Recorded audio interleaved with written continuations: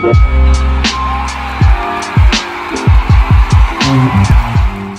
going on, guys? It's Boxing Lowdown and I'm back here with another video. Now, don't forget to like, share and subscribe. Feel free to drop a comment if you like, guys, and I'll happily get back to you. Now, it's that time of the week again, and it's Mythical Mondays, man, and I'm really happy with this particular one that I did this week. I'm patting myself on the back as we speak, or as I speak anyway, as I record this video. I'm patting myself on the back because I don't have like a list of these planned. I don't have like, you know, like some people have like a list of what they're going to do and everything. I just tend to think off the bat. And for this particular one, I was thinking about what matchup I was going to do yesterday.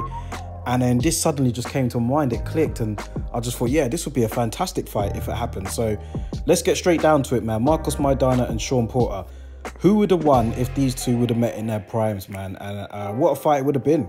You know, both of these guys have tremendous styles. I mean, MARCOS MAIDANA, to start off with him, he's relentless, come forward, aggressive fighter.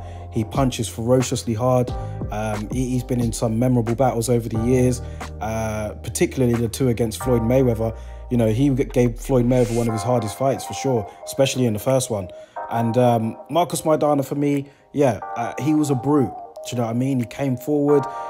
He could swing, and if he landed, you know, ask Adrian Broner, you know, those punches, you felt them. So not only was he just a come forward aggressive guy, he carried serious power in those hands. And let's not forget, against Floyd Mayweather, there was the issue around the glove situation where Mayweather had to make MAIDANA wear his particular type of gloves and make into it what you will. But a lot of people on the outside were looking at it like, yeah, we want MAIDANA to wear these particular type of gloves, so there doesn't have as much of a puncher's chance. You know, it might reduce the sort of punching ability in those gloves than MAIDANA's preferred gloves, which are the Cleto Reyes. But I digress anyway. MARCOS MAIDANA, for me, yeah, he was a world champion. He was at 140 pounds for a little while, and then he moved up to 147. And, you know, born and raised in Argentina, but he was just a brawler, man. He was a versatile brawler in that ring. And everyone knows that he had serious power. He had a couple of losses. He had about 5 losses in his career, I think he did overall. But he was never stopped in those defeats. He was never stopped. It was always on points. So it goes to show how tough of a man he was. And he was one of those guys where you didn't really want to have to fight unless you had to. Do you know what I mean? And you know what? You could say the same for SHAWN Porter.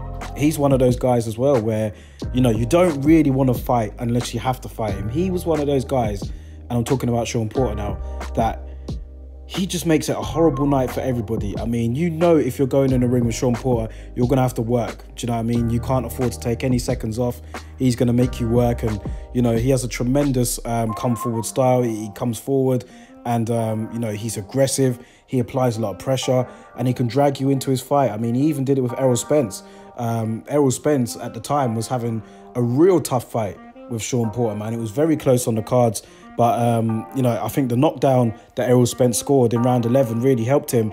But it was really close up until that point. And SHAWN Porter, for anybody, can be a horrible style to go up against. Ask Keith Thurman, ask Danny Garcia, ask Yordenis Ugas and whoever. I mean, Porter is that kind of guy, man. And I think that he doesn't get as much credit as he deserves.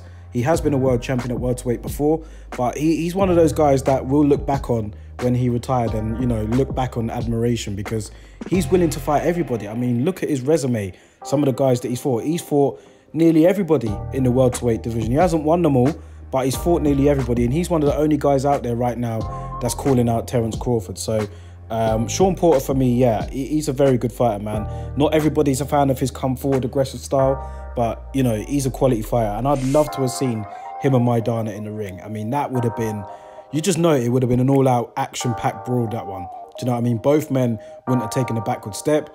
They both would have tried to apply their pressure. And it's really going to be a matter of who would have been able to do it best. Like, who would have been able to apply the pressure and assert themselves more. It's difficult to say. It's a very tough one, actually. I'm leaning towards SHAWN Porter by decision, but I could also see MAIDANA's punching power giving SHAWN Porter problems in there, and that might make it sway towards him. So, yeah, it's difficult. This one's a difficult one. Maybe I might go with MAIDANA, actually. Maybe I might go with MAIDANA by decision.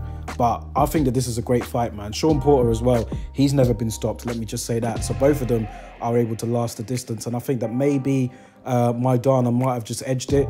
But it would have been a close fight, man. It would have been a close one. And I want to get your opinions on it because I'm kind of, well, I'm not on the fence because I'll give him my prediction. But I want to hear what you guys have to say. Maybe you might be able to sway me a bit more in either direction, but let me know your thoughts about it in the comment section below, guys. How does this fight go? Who wins and why? Give me your breakdown and your analytical opinion, and we'll be happy to discuss it. So yeah, let me know, guys, in the comment section below. I'll catch you on the next video.